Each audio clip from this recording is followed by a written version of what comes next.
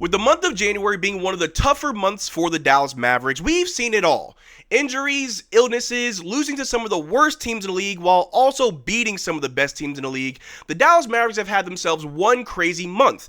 But there's one player who is shocking everybody as of late, and that is Olivier-Maxence Prosper, our boy Omax, who has been putting on a clinic over the last several games with his offensive ability, his defensive prowess, his basketball IQ, showing everybody that he's not just some G League player, not just some end-of-the-bench guy forgotten until garbage time, showing everybody that he is a player who deserves bigger minutes and deserves a bigger role.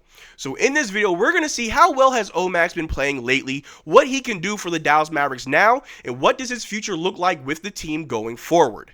But how's it going, everybody? My name is Marcel Martin. This is Mavericks Digest, bringing the latest news on everything Mavericks related.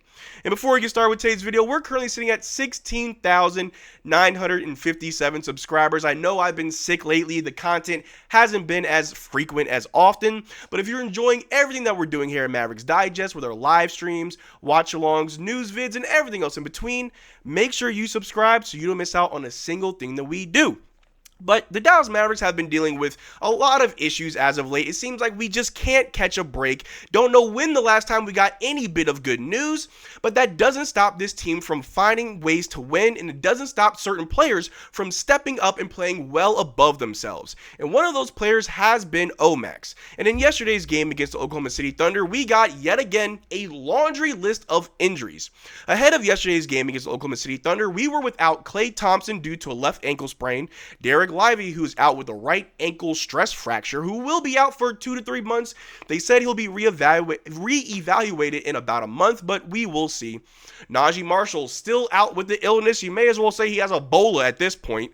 Dwight Powell, who is out with a right hip strain. Jaden Hardy, who's out with a right ankle sprain. Luka Doncic, who is out with a left calf strain, who they did say will be reevaluated on Saturday. I don't think he'll be back for the Celtics game. However, that is still to be seen. I hope they're not bringing Luka back too soon, but it does show signs that he could be back sooner than we think, as well as Dante Exum, who is out with a right wrist surgery, which they did say Dante isn't anywhere near ready to come back. The most recent reports I saw showing that Dante is not clear for any type of contact.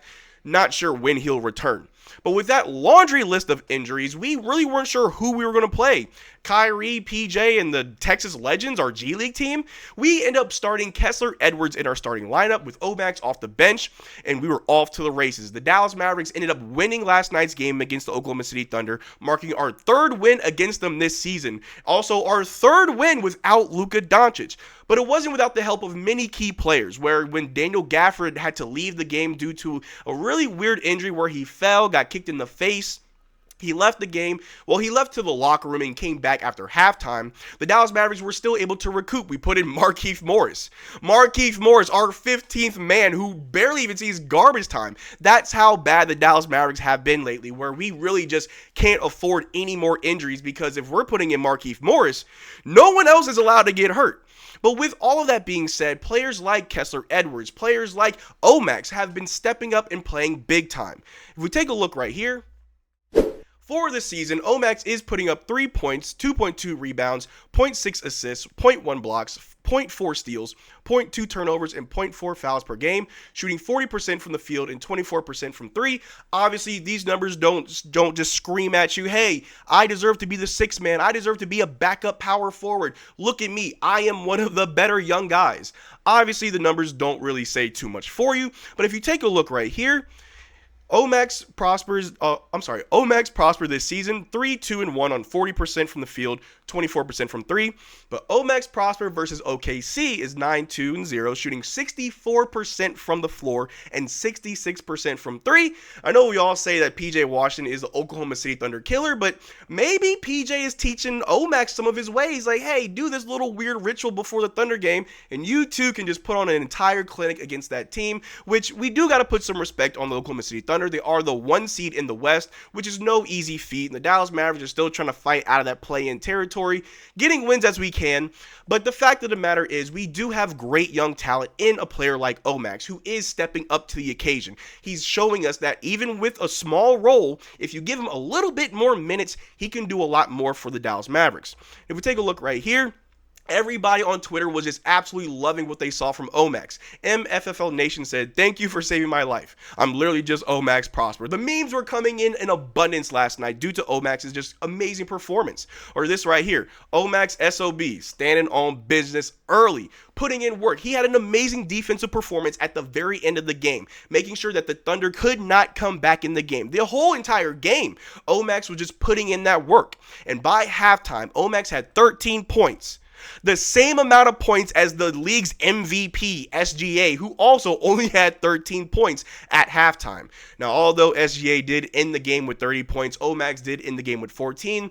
The offense kind of slowed down, but he's still learning. He's still developing. There is a bright spot on Omax. There's a lot to his game that is to be desired that we could really pull out of him, where maybe we don't need to trade for Herb Jones. We got a young Herb Jones at home, and I know that's a pretty big hyperbole.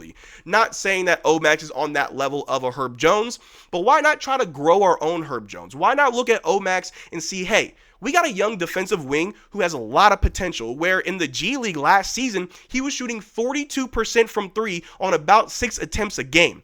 That's not bad. And although that's the G League, it doesn't always translate to the NBA. Why can't it translate to the NBA? Why can't we take all those fundamentals, all those skills that he showed in the G League last year and in these short little spurts that we see this year and cultivate that into a player that we could actually use now? That could save us a first-round pick. That could save us from trading away players that we may not want to trade. A lot of people talk about trading Gafford. A lot of people talk about trading Grimes. Maybe we don't have to trade anybody and just trust that the young talent that we have can develop into exactly what we need.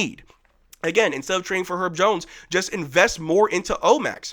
And we've talked about it a lot on this channel where we do need to get an upgrade at the power forward position. Omax just isn't really cutting it. And although he has been playing a lot better lately, I got to give credit where credit is due. I still think Omax deserves more minutes. And we did learn yesterday before the game that currently Maxey is on a minutes restriction, not playing no more than 20 minutes. Which means those leftover minutes should obviously go to Omax. And even when the team is fully healthy, I want to see more of Omax. We talked about it before, where Jaden Hardy, whenever he's on the floor and he makes mistakes, Jason Kidd pulls him out. And you can't learn or you can't grow if you don't make mistakes. And with all these injuries, maybe it's a blessing in disguise for Omax to be able to make mistakes, go out there and try something new, develop his own skill set, build his own bag. He pulled out a weird spin move last night that I was going crazy for. Omax has a lot of athleticism. He has a lot of length. A lot of people were pulling comparisons where maybe Omax could be more than a Herb Jones. Maybe his ceiling is Pascal Siakam, a Kawhi Leonard, or a more athletic OG Anunoby.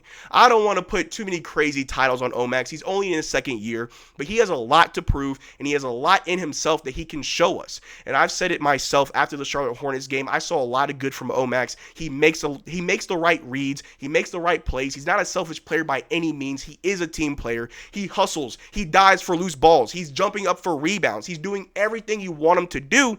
All you need to do is really fine-tune that skill set, and Omax can be whatever you want him to be.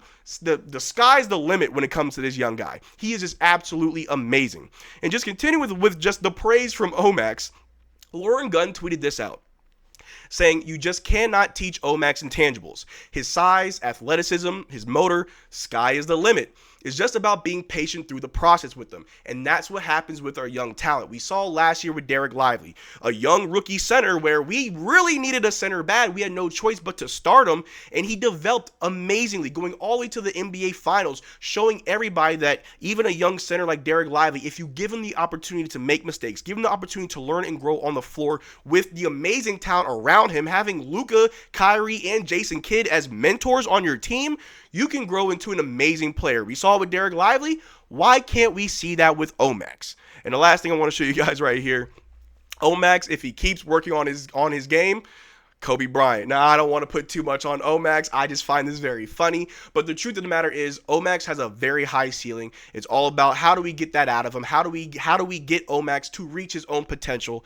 And that's up to the coaching staff. It's up to Jason Kidd. And obviously with all these injuries, guys will see more minutes, more from Kessler Edwards, who played great defense last night. His offense, a little shaky. He needs to be more confident. But guys like Kessler Edwards, guys like Brandon Williams, guys like Omax will get more minutes and they will only get better. These injuries are somewhat of a blessing in disguise, as we are going to get better with less players, and when everybody comes back, the team will only be that much better. Luka Doncic's return is on the horizon, and I really do hope that O-Max gets to play with Luka, gets to play with these other guys, and isn't just a garbage time hero. But let me know what you think in the comment section down below. Do you think that O-Max has a high ceiling? Do you think that he could be our Herb Jones? Or do you think he's just going to be another garbage time guy sitting at the end of the bench and that's just who he is?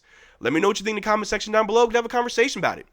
But that's all I got for you guys today. Thank you for making this far to the video. Make sure to check out our Twitter and Discord. Links in the description below. Consider becoming a channel member. We are doing a giveaway every single month on this channel. Only way to enter our giveaways is to become a channel member of any tier.